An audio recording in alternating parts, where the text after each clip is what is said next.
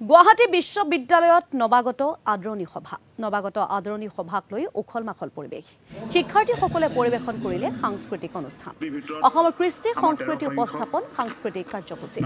নৱাগতসকলৰ চিনাকি পৰ্ব কাৰ্যসূচীও ৰূপায়ণ কৰা হয় অনুষ্ঠানতে এই সভাত উপস্থিত থাকে ক্ৰিয়া আৰু ছাত্ৰ কল্যাণৰ সঞ্চালক ডক্টৰ ৰঞ্জন কাকতি অতিথিৰূপে উপস্থিত থাকি ভাষণ ৰাখে প্ৰতিদিন টাইমৰ মুখ্য সম্পাদক নিতুমণি শইকীয়াকে ধৰি ভালেমান বিশিষ্ট ব্যক্তিয়ে গুৱাহাটী বিশ্ববিদ্যালয়ৰ ছাত্ৰ একতা সভাৰ লগতে ভালেকেইটা ছাত্ৰ সংগঠনৰ বিষয়ববীয়া উপস্থিত থাকে নৱাগত আদৰণি সভাত